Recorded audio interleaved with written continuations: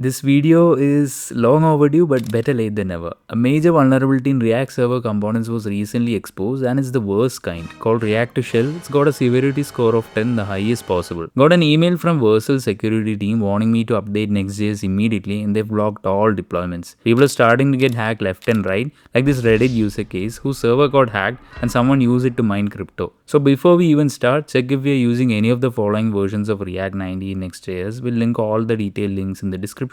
And if so, update immediately. Even if you don't use any server-side stuff in your app, if you're using a framework like Next.js or Remix, they use it under the hood, making you vulnerable. So update immediately. A few days back, when Cloudflare found out about this, they panicked trying to push an emergency fix to protect their customers, accidentally broke their own systems and took down half the internet.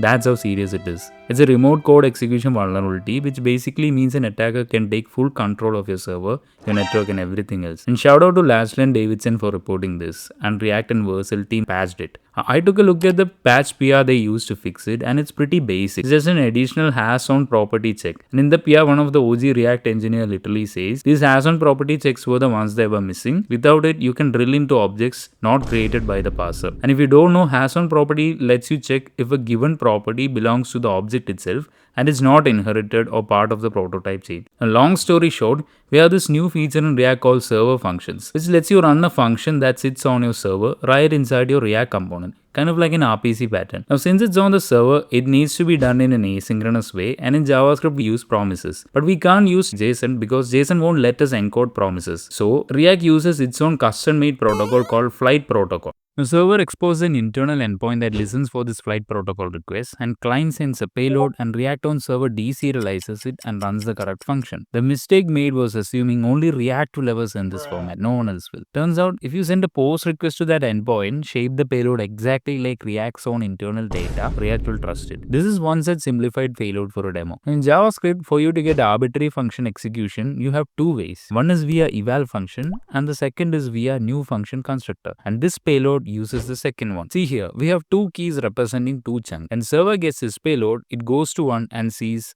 $0 and this means that chunk 1 depends on chunk 0 and that is a promise. It's an internal syntax. Then it goes to chunk 0 and this is crafted to look like React's internal state. See this result_model flag. It means that this value is ready to be used. Another key part of JavaScript they used in this exploit is that any object that has a then property will be treated as a promise, a thenable. So they manually add a then key to this chunk. And this then here says refer to chunk 0. Goes to 0, sees 1, goes back again, and so it keeps calling this recursively in a loop. The way things are internally set up, it finally goes to value, and here this then $b means this will eventually resolve to a blob. Why this? Because remember the file where they applied the patch previously? There is a line of code that says if it's a blob, then the path to follow is response.formData.get. So in our payload, React traverses exactly that. Goes to response, then form data, then to get, and finally gets to this line. Now this colon means path traversal. So it means go to chunk 1, then go to then, and then to the dot constructor of that then. So you reach dot constructor on a function, which in this case ends up being the global function constructor. Then where things are wired, it will run this what's under the prefix key, which is where they store the function to run in the form of a string. Now replace console.log with literally any payload you want, and you get full remote code execution on server, including stealing keys, passwords, anything. And since it didn't have the hasOwnProperty check, it was able to dig deep and get to the constructor. Now, that's a very simplified overview of the vulnerability based on a blog post by Vercel CEO. Thanks for watching.